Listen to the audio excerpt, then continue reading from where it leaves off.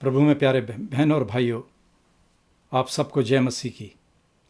मेरा नाम पादरी पीटर नथैनियल है। मैं hope centre, hope congregation, Brampton Ontario से बोल रहा हूँ।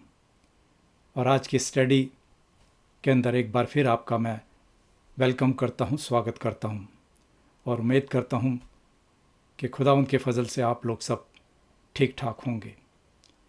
जैसा कि मैं स्टडी शुरू करने से पहले आप लोगों को ये बताता हूँ कि बहन और भाइयों, ये स्टडी जो है ये हम पवित्र बाइबल में से लेते हैं और जो मैं रेफरेंसेस या हवाले आपको बताता हूँ वो मेहरबानी से उनको आप चेक कीजिएगा, उनको पढ़िएगा और उन पर मनन और विचार कीजिएगा, क्योंकि ये हमारी एक तरह से कंप्लीट बाइबल स्टडी है जो कि जेनेसिस से लेकर रेवलेशन तक होती है, उत्पत्ति से प्रकाशित वाक्य तक। तो आज की स्टडी शुरू करने से पहले आइए हम परमेश्वर के आगे अपने सरों को झुकाएं।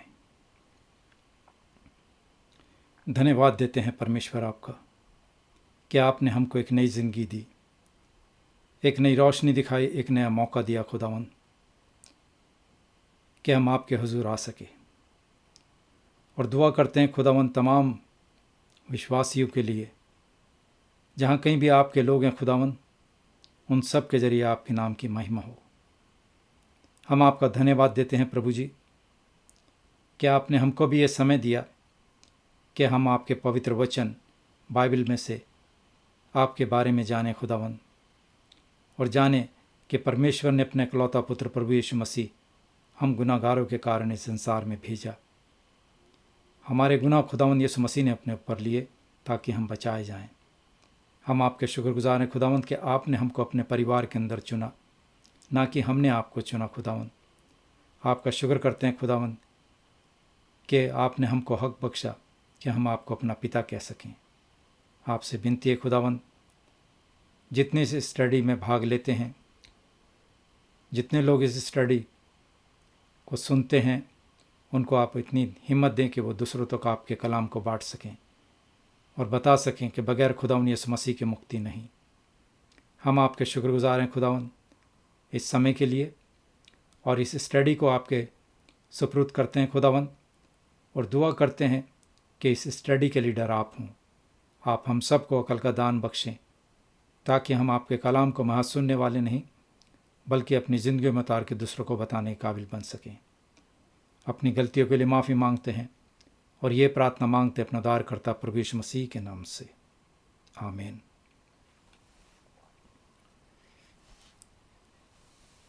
आज का जो हमारा लॉर्ड्स डे है वो लॉर्ड्स डे 15, प्रभु का दिन 15 से लिया गया है 15, और जिसमें हम देखेंगे खुदावन यीशु मसीह जो कि बड़े हलीम होकर और हमारी दुख और पीड़ा सहकर सलीबी मौत को उन्होंने गवारा किया। Humble in suffering and on the cross, हलीम या विनम्र दुख में और सलीब पर। इससे पहले कि हम आज की स्टडी शुरू करें, हम बाइबल का पाठ जो मैंने लिया है वो हमने लिया है रोमियो के नाम, पौलुस प्रेरित की पत्री, उसका 5वां अध्याय और उसकी 6 आयत से 9 आयत तक लिखा है। क्योंकि जब हम कमज़ोर ही थे, निर्बल ही थे,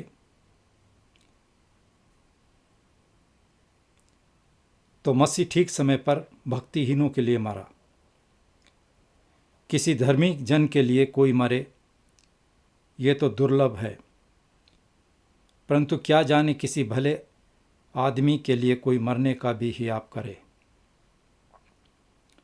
परंतु परमेश्वर हम पर अपने प्रेम की भलाई इस रीति से जाहिर करता है कि जब हम पापी ही थे तभी मसीह हमारे लिए मरा। सो जबकि हम अब उसके लहू के कारण धर्मी ठहरे तो उसके द्वारा क्रोध से क्यों ना बचेंगे। ये परमेश्वर का वचन है। परमेश्वर का धन्यवाद हो। बहन और भाइयों, आज का जो हमारा लॉर्ड्स डे 15 है, प्रभु का दिन 15, उसके प्रश्न और उत्तर जो हैं वो है नंबर 37, 38 एंड 39, 37, 38 और 39। तो मैं पहले आपके सामने प्रश्न और उसका उत्तर पढ़ूंगा, फिर उसके बाद हम आगे चलेंगे। आज का हमारा जो पहला क्वेश्चन है, प्रश्न है, वो है 37। और ये प्रश्न हमसे पूछता है, इसका क्या मतलब है कि उसने यानी खुदावंद यीशु मसीह ने दुख उठाया। इसका जवाब है, इसका मतलब है कि अपने पूरे जीवन काल वह जब पृथ्वी पर प्रभु यीशु मसीह रहे, खासकर उनके जीवन का अंतिम समय, उन्होंने शरीर और आत्मा में पूरे मनुष्य जाति के पाप के विरोध परमेश्वर के क्रोध को अपने ऊपर ले लिया, ताकि अपनी यातना के प्रायश्चित बलिदान से वो हमारी आत्मा और शरीर को हमेशा की यातना से छुड़ाकर हमारे लिए परमेश्वर का अनुग्रह, धार्मिकता और जीवन प्राप्त करें। मेहरबानी से मैं बाइबल के कुछ हवाले के लिए मैं आप चेक कीजिएगा, जो मैंने अभी बोला ये लिया गया है यशायाह भविष्यद्वक्ता की पुस्तक, उसका 53 अध्याय और उसकी 4 आयत। पहला पतरस उसका 2 अध्याय और उसकी 24 आयत। पहला पतरस 3 अध्याय और 18 आयत। पहला तीमुथियुस 2 अध्याय और 6 आयत। यशायाह भविष्यद्वक्ता की पुस्तक, उसका 53 अध्याय की 10 आयत। इफिसियों का खत 5 अध्याय की 2 आयत। पहला कुरिन्थियों 5 अध्याय की 7 आयत। पहला यूहन्ना की पत्री, उसका 2 अध्याय की 2 आयत। रोमियो के नाम पौलुस प्रेरित की पत्री, उसका 3 अध्याय की 25 आयत। इब्रानियों की पत्री, उसका 9वें अध्याय की 28 आयत और 10 अध्याय की 14 आयत। गलातियों 3 अध्याय की 13 आयत और कुलुसियों 1 अध्याय की 13 आयत। तो ये कुछ बाइबल के रेफरेंसेस मैंने आपको दिए, मेहरबानी से उनको चेक कीजिएगा। अब हम अपनी स्टडी के लिए शुरू करते हैं, उसके बाद फिर मैं क्वेश्चन 38 और 39 आपके सामने फिर लाऊंगा। मैं बहनों और भाइयों, प्रभु के दिन में हमने देखा 14 से लेके 16 तक हम प्रभु यीशु मसीह के अपमान के जीवन पर विचार करेंगे। आने वाले दिनों में 14 से 16, आज हमारा 15वां दिन है प्रभु का। तो परमेश्वर ने चाहा तो प्रभु का दिन 16, लॉर्ड्स डे 16 में भी हम आगे कुछ और देखेंगे। तो फिलहाल आज हम लॉर्ड्स डे 15 की बात करेंगे और इसमें हम प्रभु यीशु मसीह के अपमान के जीवन पर विचार करेंगे कि प्रभु यीशु मसीह ने हम गुनाहगारों के कारण कितनी यातनाएं और अपमान सहा। ये परमेश्वर का दिन प्रेरितों के विश्वास वचन यानी अपोस्टल्स क्रीड जो हम बोलते हैं चर्चिस में, वो इन शब्दों में को शामिल करते हैं। और वो शब्द क्या हैं अपोस्टल्स क्रीड के? कि वो पवित्र आत्मा से देहधारी होकर कुंवारी मरियम से पैदा हुआ। उसने पैंतुस पिलातुस के राज्य में दुख उठाया, क्रूस पर चढ़ाया गया, मर गया और दफन किया गया और नरक में उतरा। ये प्रेरितों के विश्वास वचन में से मैंने लिया है। पिछले हफ्ते हमने देखा कि कैसे प्रभु यीशु मसीह परमेश्वर के पुत्र हैं, जिसने अपने आप को एक सच्चे मानव स्वभाव को अपनाकर खुद को विनम्र बनाया, हलीम बनाया। वो परमेश्वर के पुत्र थे। He is eternal Son of God, humbled himself। और ये हमारी खातिर खुदावंद ने किया। आज हम उसके अपमान को दो भागों में देखते हैं। पहला, उसका दुख, पीड़ा और उसका सलीब पर चढ़ाया जाना। प्रभु का दिन 15 में हम ये कबूल करते हैं कि हमारे और हमारे उद्धार के लिए प्रभु यीशु मसीह ने तरह तरह की मुसीबतें और यातनाएं सही। पहला, जो अब मैंने आपके सामने प्रश्न 37 पढ़ा, उसमें हम देखेंगे परमेश्वर का क्रोध, गुस्सा, गॉड्स रॉथ। और प्रश्न 38 में 38 में हम परमेश्वर की सजा, गॉड्स पनिशमेंट, सेंटेंस। और तीसरा प्रश्न 39 में हम देखेंगे परमेश्वर का शाप, गॉड्स कर्स। तो पहले हम देखते हैं प्रभु यीशु ने हमारे स्थान पर परमेश्वर का गुस्सा या प्रकोप झेला। प्रभु यीशु ने अपने पूरे जीवन काल, जब तक वो इस पृथ्वी पर रहे, खासकर अपने जीवन के आखिरी दिनों में, उन्होंने अपने शरीर और आत्मा में पूरी मनुष्य जाति के पाप के विरोध परमेश्वर के क्रोध को अपने ऊपर लिया, ताकि अपनी पीड़ा और यातना के प्रायश्चित बलिदान से वो हमारी आत्मा और शरीर को हमेशा की यातना से छुड़ाकर हमारे लिए परमेश्वर का अनुग्रह, धार्मिकता और हमेशा का जीवन प्राप्त करें। इसमें हम बाइबल के रेफरेंसेस देखिएगा। यह शायद जो मैंने आपको बोला, कुरिन्थियों का ख़त, ये जो मैंने पहले बोले आपको, मेहरबानी से इनको आप देखिएगा और आपको और मालूम होगा खुदावंद यीशु मसीह के दुख और पीड़ा के बारे में। और जब हम मसीह के दुख के बारे में सोचते हैं तो हम आमतौर पर उसकी सलीब के बारे में सोचते हैं। जब भी हमारे पास कोई ये सवाल आता है कि प्रभु यीशु मसीह के दुख, कितने दुख सहे परमेश्वर ने, तो हम दुआ में भी कहते हैं कि प्रभु यीशु मसीह ने हम गुनहगारों के कारण सलीबी मौत को गवारा किया। दुख, सलीब जो है दुख का निशान है।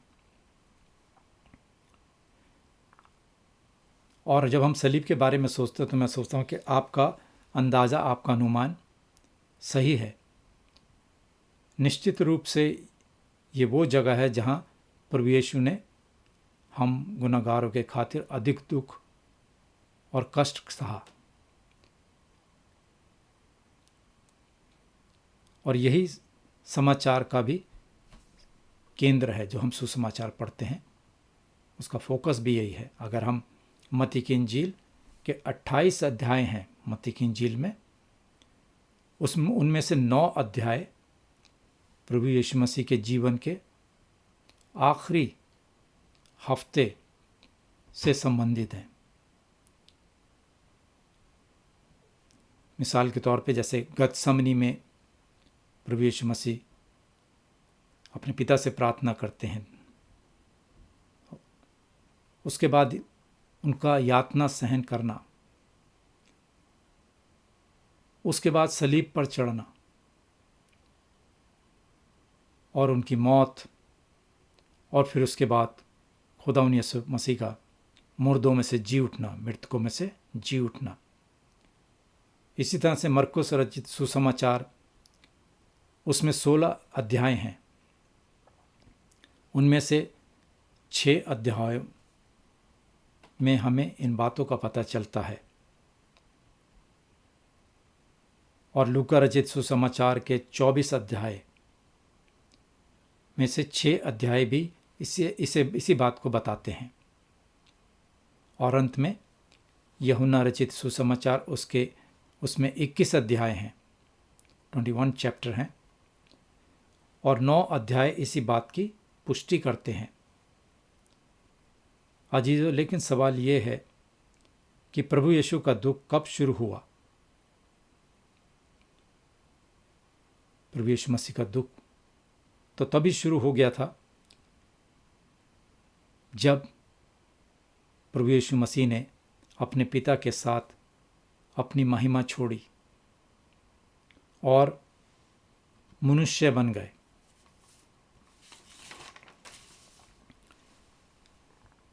सलीब की छाया पहले से ही चरनी में थी। प्रभु यीशु मसीह के जन्म से ही यातनाएं शुरू हो गई थी। अगर हम लूका रचित सुसमाचार उसके 2 अध्याय की 7वीं आयत को पढ़ें तो हमें पता चलता है, और लिखा है, और वो अपना पहलौठा पुत्र जनी मरियम और उसे कपड़े में लपेटकर चरनी में रखा, क्योंकि उनके लिए सराय में जगह ना थी। परमेश्वर का पुत्र के लिए कहीं कोई जगह नहीं थी। उन्होंने एक सराय में भी उनको जगह न मिली, बल्कि प्रभु यीशु को उसने चरनी में, जैसे कि मैंने पिछली बार बताया, खुरली। यूहन्ना रचित समाचार में यूहन्ना कहते हैं पहले बाब की 11वीं आयत में, वो अपने घर आया, यानी कि प्रभु यीशु मसीह, वो अपने घर आया और उसके अपनों ने उसे कबूल नहीं किया। इसलिए सवाल ये है कि प्रभु की पीड़ा क्या थी, उनका दुख क्या था। बहनों और भाइयों, हम सभी अलग अलग तरीकों से दुखी और पीड़ित होते हैं। खासकर जैसे जैसे हम अपने रोज़ाना की ज़िंदगी से गुज़रते हैं, हमें दुख मुसीबतों का सामना करना पड़ता है। हम बीमार हो जाते हैं, हम मानसिक दुख और दर्द को महसूस करते हैं। हमारे साथ बदसलूकी, अन्यायपूर्ण सलूक हो सकता है। हम अकेलेपन महसूस करते हैं, खासकर जब लोग हमें नहीं समझते हैं। हम उदास हो जाते हैं। अगर हम पहला राजा उसकी 19वें अध्याय की 4 आयत पढ़ें तो हमें पता चलता है कि एलिया नबी एक समय में इतना उदास हो गए, इतने डिप्रेस्ड हो गए कि उसने परमेश्वर से अपनी मौत मांगी। प्रभु यीशु ने इन सभी दुखों को महसूस किया, क्योंकि वो हमारी तरह इंसान सूरत पर होकर आए थे। वो पूरे परमेश्वर थे, मगर जब पृथ्वी पर आए तो पूरे इंसान थे। वो तभी वो इंसान बन के आए ताकि वो हम लोगों का दुख दर्द समझ सकें। मैंने पिछले हफ्ते कहा था कि प्रभु यीशु मसीह को प्यास लगती थी, उनको इमोशन थे, उनको हर तरह का लोगों की पीड़ा को समझते थे वो, क्योंकि वो उसमें से गुजर चुके थे। प्रभु यीशु ने इन सभी दुखों को महसूस किया जैसा हम महसूस करते हैं, जबकि वो परमेश्वर थे और हैं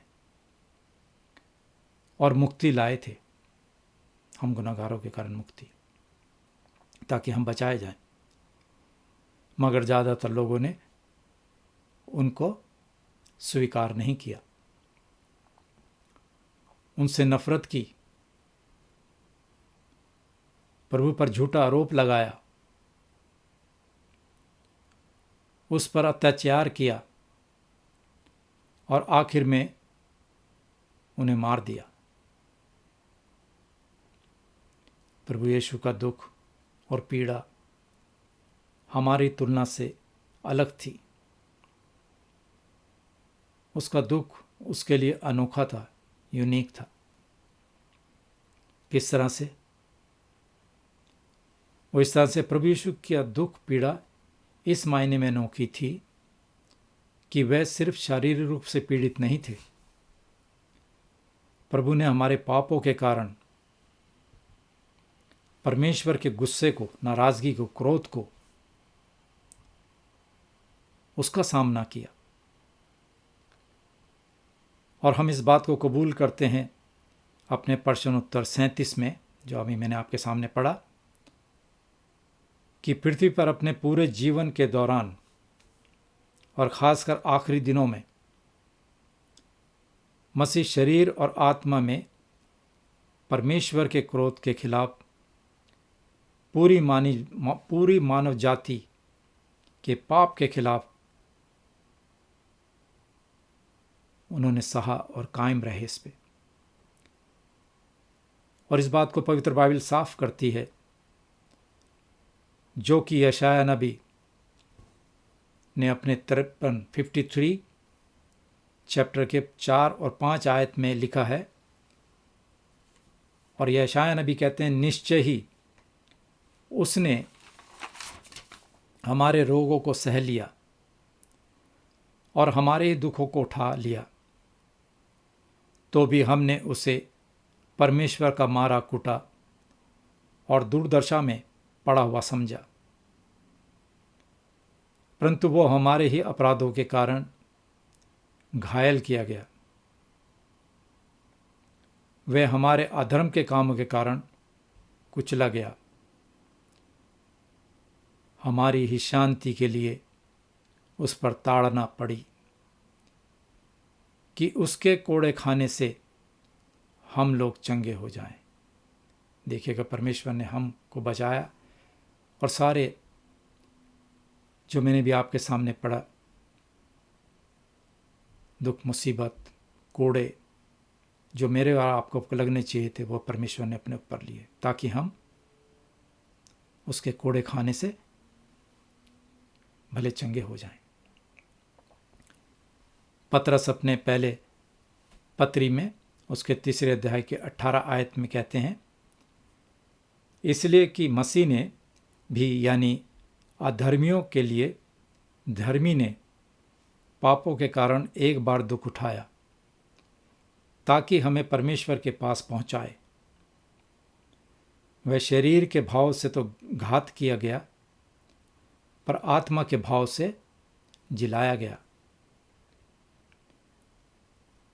पौलुस रोमियो के नाम अपनी पत्री के 5वें अध्याय की 6 आयत में कहते हैं, क्योंकि जब हम निर्बल यानी कमजोर ही थे, तो मसीह ठीक समय पर भक्तिहीनों के लिए मरा,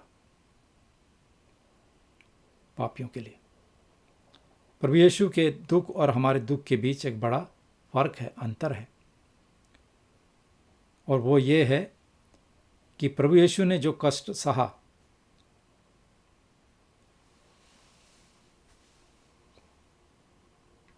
वो कुछ नहीं किया। प्रभु यीशु ने जो कष्ट सहा वो ये है कि प्रभु ने तो कुछ पाप किया ही नहीं था। उन्होंने तो हम गुनाहगारों के कारण ये तरह तरह की मुसीबतें और कष्ट सहे। वो उसे डिजर्व नहीं करते थे, मगर उन्होंने हमारे को बचाने के लिए खुद दुख, मुसीबत और कष्ट सहे। प्रभु ने हमारे लिए कष्ट क्यों चुना? केवल प्रायश्चित बलिदान के रूप में? किस लिए?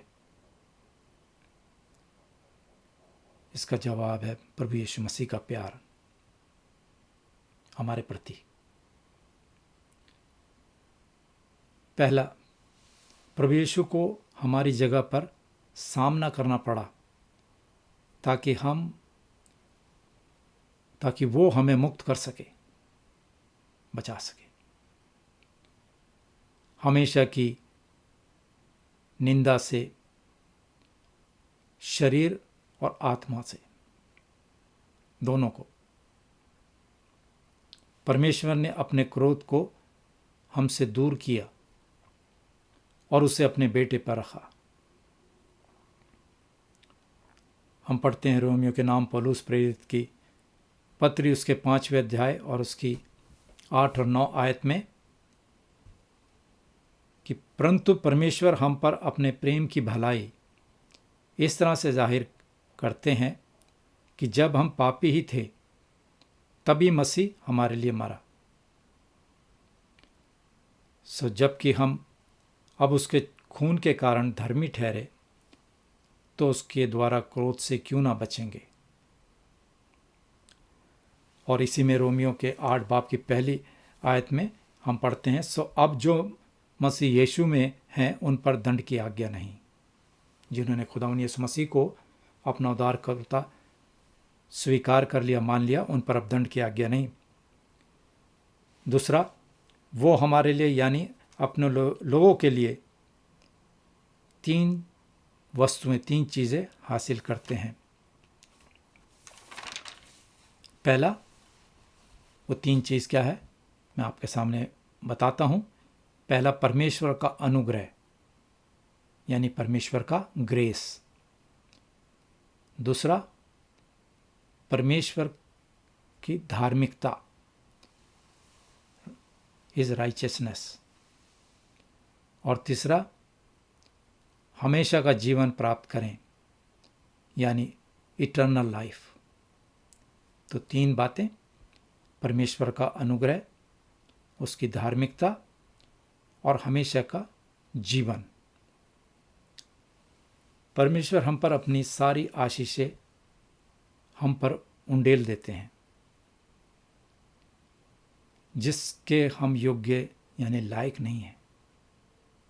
मगर परमेश्वर का प्यार देखो कि वो अपनी सारी बरकतें जो उसको कबूल करता है उसको देते हैं, जिसके हम लायक भी नहीं हैं। फिर भी प्रभु यीशु ने हमें अपनी बड़ी कृपा के लिए हासिल किया, अर्न किया। जब परमेश्वर मसीह में हमें देखता है तो वह अब हमारे पापों को नहीं देखता, क्योंकि प्रभु यीशु ने हमारे लिए धार्मिकता, राइचियसनेस हासिल की। और परमेश्वर मसीह की आदर्श आज्ञाकारिता को देखता है, वफादारी को। इसमें परमेश्वर ने उन सभी के लिए हमेशा का जीवन हासिल किया जो प्रभु यीशु पर विश्वास करते हैं। कृपया इन 2 अध्यायों को अपने घर में देखें, बाइबल के रेफरेंसेस। यूहन्ना की इंजील उसका 3 अध्याय की 16 आयत और पहला पतरस उसके 2 अध्याय की 24 आयत। बहनों और भाइयों, हम सभी को शरीर और आत्मा के लिए जो ज़रूरत है वो हम प्रभु यीशु में पाते हैं, चाहे वो हमारी शारीरिक ज़रूरत हो या हमारी आत्मिक ज़रूरत हो, वो हम प्रभु यीशु में पाते हैं। दुख परमेश्वर के लोगों के लिए पाप के लिए भुगतान नहीं है। प्रभु यीशु ने अपने दुख पीड़ा के माध्यम से पूरी कीमत चुकाई। हमारे स्थान पर परमेश्वर के गुस्से को सहा और यही हमारी कन्फेशन है, यही हमारी उम्मीद है, क्योंकि उसी में जीवन है हमेशा का, एवरलास्टिंग। और अभी सबसे अच्छे दिन आना बाकी हैं। अजीजों, इतिहास, हिस्ट्री में एक वास्तविक हकीकत जगह पर वास्तविक समय में परमेश्वर के क्रोध में मसीह को दुख और पीड़ा हुई। ये प्रभु यीशु मसीह के शिष्यों द्वारा देखा गया सपना या कोई कल्पना नहीं है। प्रभु यीशु ने पैंतुस पिलातुस के राज्य में दुख उठाया। हम अपोस्टल्स क्रीड में इस बात को स्वीकार करते हैं, प्रेरितों के विश्वास वचन में, कि प्रभु यीशु ने पैंतुस पिलातुस के राज्य में दुख उठाया। प्रभु यीशु निर्दोष थे। उन्होंने अपने आप को हमारी सजा और हमारे अभिशाप को अपने ऊपर ले लिया। जो सजाएं हमें मिलनी चाहिए थी वो प्रभु ने अपने ऊपर ली। दूसरा, प्रभु यीशु ने हमारी सजा को अपने ऊपर ले लिया। किसके राज्य में? पैंतुस पिलातुस के राज्य में। अब मैं आपके सामने बताता हूं कि पैंतुस पिलातुस कौन था। पैंतुस पिलातुस यहूदियों का एक रोमन गवर्नर था। जब प्रभु यीशु के दुश्मन उन्हें मारना चाहते थे, परमेश्वर ने सांसारिक अधिकार का इस्तेमाल किया उसकी सजा को पूरा करने के लिए। परमेश्वर ने एक सांसारिक जज को मुकर्रर किया कि वो न्याय की सीट पर बैठे। हमारी जगह अपने बेटे पर उसकी सजा को पूरा करने के लिए पिलातुस के जरिए से परमेश्वर ने अपने अधिकार का इस्तेमाल कर रहा था। पिलातुस के जरिए परमेश्वर की ये योजना थी, जबकि पिलातुस इस बात से अनजान था, उसको तो पता ही नहीं था। यूहन्ना की इंजील उसके 19 अध्याय की और उसकी 10 और 11 आयत हम पढ़ते हैं तो हमें पता चलता है कि पिलातुस ने प्रभु यीशु से कहा, मुझसे क्यों नहीं बोलता? क्या तू नहीं जानता कि तुझे छोड़ देने का अधिकार मुझे है? उसके पास अथॉरिटी थी, और तुझे सलीब पर चढ़ाने का भी अधिकार मेरे पास है। प्रभु यीशु ने उसको उत्तर दिया कि यदि तुझे ऊपर से ना दिया जाता, वो बात आ गई ना, परमेश्वर ने अधिकार दिया था हाकिम को, पिलातुस को, कि यदि तुझे ऊपर से ना दिया जाता तो तेरा मुझ पर कुछ अधिकार ना होता। इसलिए जिसने मुझे तेरे हाथ पकड़वाया है उसका पाप अधिक है। पिलातुस जानता था कि प्रभु यीशु मसीह निर्दोष हैं।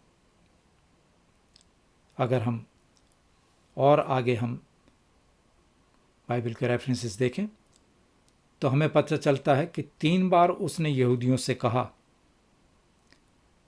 कि मैं तो उसमें कुछ दोष नहीं पाता। इस बात को भाई और बहनों को चेक कीजिएगा। यूहन्ना की इंजील उसका 18 अध्याय की 38 आयत 38 और यूहन्ना की इंजील उसका 19वां अध्याय और उसकी 4 और 6 आयत में आपको इस बात का जिक्र मालूम होगा। बेशक प्रभु यीशु कोई अपराधी नहीं थे। अभी तक उन पर झूठे आरोप लगाए गए थे। परमेश्वर ने अपनी योजना में ये काम किया।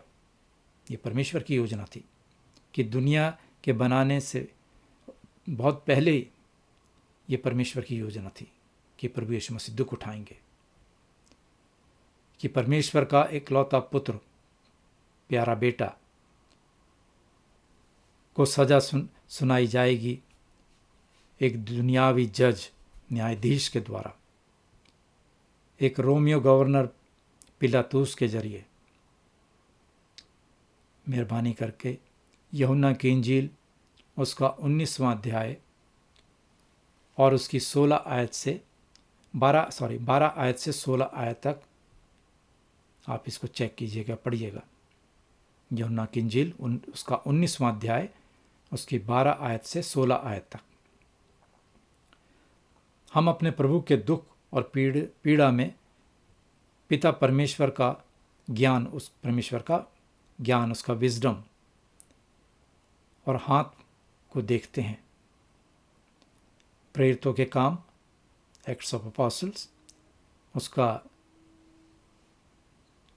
4 अध्याय और उसकी 27 और 28 आयत में हम पढ़ते हैं, क्योंकि सचमुच तेरे सेवक यीशु के विरोध में, जिसे तूने अभिषेक किया, हेरोदेस और पैंतुस पिलातूस भी अन्य जातियों और इस्राएलियों के साथ इस नगर में जमा हुए, कि जो कुछ पहले से तेरी सामर्थ और मति से ठहरा था वही करें। क्यों प्रभु ने पैंतुस पिलातूस न्यायाधीश के अधिकार में दुख सहा? वो इसलिए ताकि वो निर्दोष को सांसारिक न्यायाधीश द्वारा दोषी ठहराया जा सके, और दूसरा इसलिए कि हमें परमेश्वर के गंभीर फैसले से आज़ाद कर सके जो हम पर पड़ना था। तो बहनों और भाइयों, तो असली अपराधी कौन है?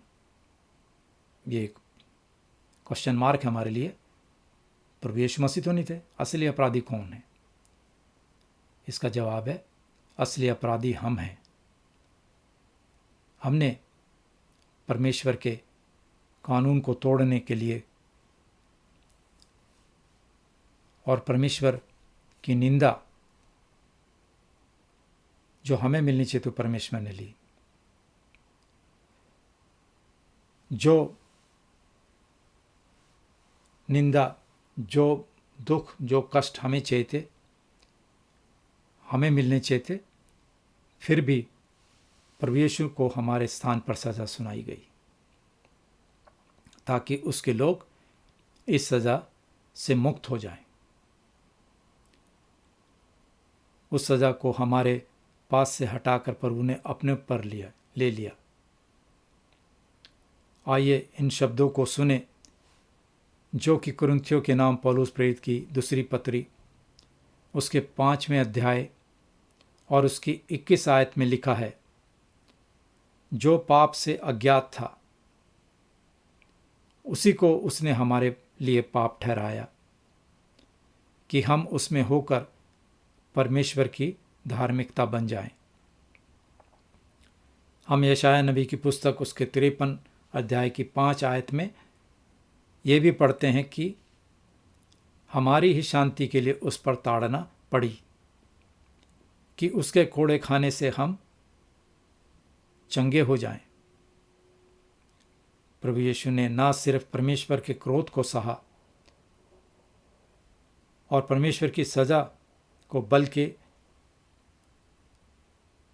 यरूशलेम के बाहर कलवरी की पहाड़ी पर लकड़ी से बनी एक वास्तविक सलीब क्रूस पर उनको चढ़ाया गया, मेरे और आपके कारण। अब हम आज के अपने प्रश्न उत्तर 38 के बाद 39 पर आते हैं, और प्रश्न पूछता है कि क्या प्रभु यीशु का क्रूस पर प्राण देना ज़्यादा उचित था, इसके बदले कि वो किसी और प्रकार से मृत्यु को प्राप्त करते, किसी और जरिए से उनको मौत मिलती, क्या ये बात जरूरी थी, उचित थी? हाँ, हम इस बात को कबूल करते हैं अपने उत्तर में, क्योंकि इस मृत्यु से मैं आश्वस्त होता हूँ, आई एम कन्विंस्ड, कि वह शाप, वो कर्स जो मुझ पर था, प्रभु यीशु ने उसे अपने ऊपर ले लिया। जो शाप कर्स हम पर था, हम गुनाहगारों पर था, प्रभु यीशु मसीह ने अपने ऊपर ले लिया, क्योंकि क्रूस की मृत्यु परमेश्वर की ओर से शार्पित थी। अगर हम गलातियों 3 बाब की 13 आयत पढ़ें और पुराने नियम में व्यवस्था विवरण उसका 21वां अध्याय और 23वीं आयत, इसको आप चेक कीजिए तो हमें पता चलता है मसीह के लिए इस तरह से मरना जरूरी था, आवश्यक था। व्यवस्था विवरण 21 बाब की 22वीं आयत हमें याद दिलाती है और लिखा है, फिर यदि किसी से प्राण दंड के योग्य कोई पाप हुआ हो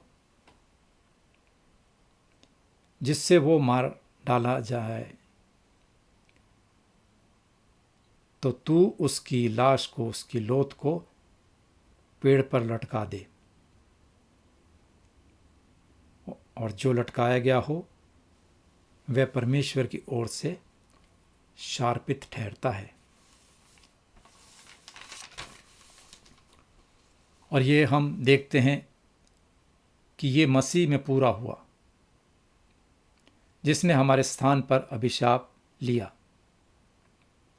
जब हम नए नियम में गलातियों उसका 3 अध्याय की 13 आयत पढ़ते हैं तो हमें मालूम होता है मसीह ने जो हमारे लिए शार्पित बना, हमें मोल लेकर व्यवस्था के सार्प से छुड़ाया, क्योंकि लिखा है जो कोई काठ पर लटकाया जाता है वो शार्पित है। तो बहन और भाइयों, इसका क्या निष्कर्ष निकलता है, इसका क्या कंक्लूजन है? कोई भी व्यक्ति, कोई भी आदमी इस बात को नहीं समझ सकता कि परमेश्वर के उद्धार का काम उसकी दुख और पीड़ा और क्रूस पर मृत्यु में हुआ, जब तक वो पहले पाप के परिणाम और क्रूरता को ना समझे।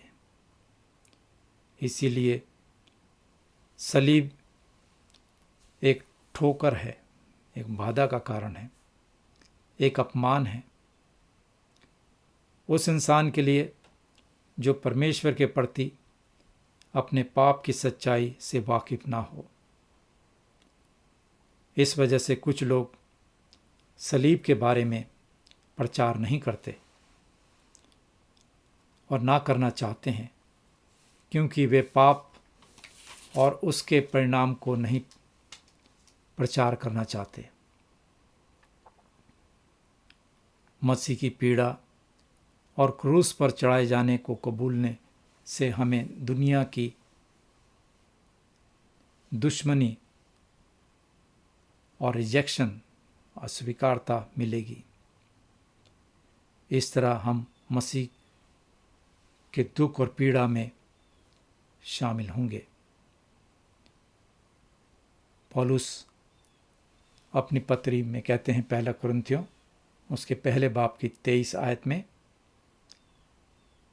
वो क्या लिखते हैं, कहते हैं, परंतु हम तो उस क्रूस पर चढ़ाए हुए मसीह का प्रचार करते हैं, जो यहूदियों के निकट ठोकर का कारण और अन्य जातियों के निकट मूर्खता है।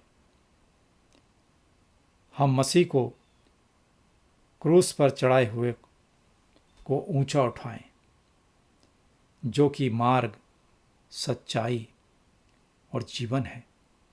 ये प्रभु यीशु मसीह के शब्द हैं कि मार्ग, सच्चाई और जीवन मैं हूं। आमीन। बहनों और भाइयों, हमें इस बात का गर्व होना चाहिए, सलीब का गर्व, कि उस सलीब पर परमेश्वर के इकलौते पुत्र ने हम पापियों के कारण अपना जीवन दे दिया ताकि हम बचाए जाएं। आज ये मेरा और आपका फर्ज है कि हम प्रभु यीशु मसीह ने जिन हमें एक नया जीवन दिया है, हम उसके बारे में लोगों को बताएं और बताएं कि सलीब किस बात का निशान है। बताएं कि सलीब पर हमारे परमेश्वर ने अपना कीमती खून, बहुमूल्य खून बहा के हमको खरीदा ताकि हम बचाए जाएं। आप सबको प्रभु बहुत बहुत आशीष दे और आने वाला हफ्ता आप सब के लिए एक ब्लेसिंग हो। यही मेरी आपसे आप सबके लिए दुआ है। जय मसीह की।